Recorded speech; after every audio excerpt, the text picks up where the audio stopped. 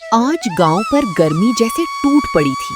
हवा चल भी रही थी तो जैसे भट्टी की सांस हो।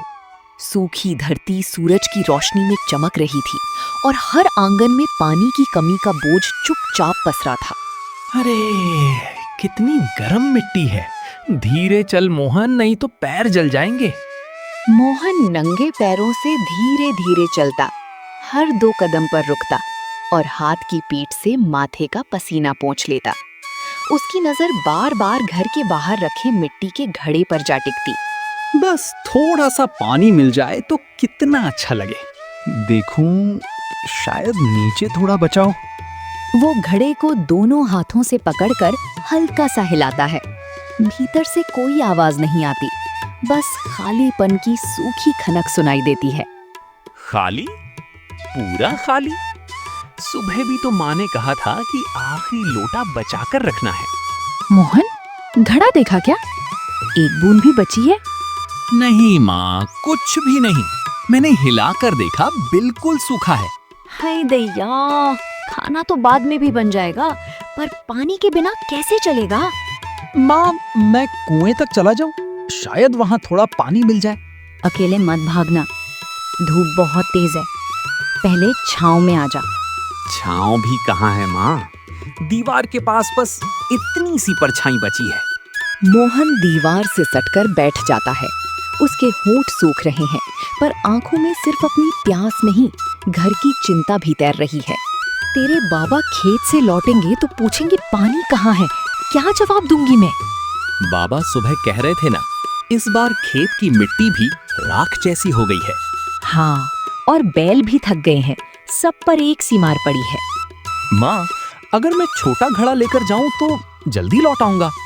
ठहर, पहले गमछा सिर पर रख ले। धूप मजाक नहीं है। घर के अंदर भी राहत नहीं थी। दीवारें गरम थीं, जैसे उन्होंने भी सूरज की आग सोख ली हो। फिर भी माँ के हाथों में घबराहट से ज्यादा सावधानी थी। ये गमछा सिर पर बांध ले, और सुन, रास्ते में कहीं खेलना मत। मैं खेलूंगा भी नहीं माँ, मुझे बस पानी लाना है। छोटा घड़ा ले जा, बड़ा उठाकर ले जाएगा तो आधे रास्ते में थक जाएगा। अच्छा, ये वाला ले जाता हूँ। लेकिन अगर कुएं पर बहुत भीड़ हुई तो? तब लाइन में लग जाना। सबको पानी चाहिए, सिर्फ हमें नहीं। माँ, सबके घड़े भी खाली हैं क्या? इस गली में तो लगभग सबके। सुबह कमला चाची भी पूछ रही थी कि कहीं एक लोटा मिल जाए। हमने दिया क्यों नहीं? क्योंकि हमारे पास भी नहीं था बेटा। कमी में मन सबसे ज्यादा दुखता है। मोहन कुछ पल चुप हो जाता है। उसे पहली बार समझ आता है कि प्यास सिर्फ गले में नहीं, घरों के भीतर भी उतर जाती है। माँ, अगर पानी मिल गया तो पहले तुम पीना। नहीं, पहले तू पिएगा। सुबह से दौड़ भाग कर रहा है।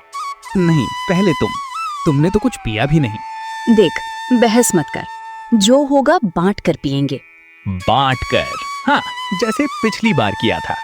और सुन, रास्ते में शंभू काका मिले तो पूछ लेना कुएं में पानी कितना बचा है। ठीक है। अगर बाबा मिल गए तो? उन्हें कहना जल्दी घर आ जाएं, मेरी चिंता बढ़ रही है। माँ, तुम डर रही हो क्या? डर नहीं, बस मन भारी है। जब घड़ा खाली होता है ना, तो घर भी खाली सा लगता है। मैं भर कर लाऊंगा, थोड़ा ही सही, पर लाऊंगा। माँ उसके चेहरे को देखती है। धूप में झुलसा छोटा सा चेहरा, पर आवाज में उम्र से बड़ी जिम्मेदारी।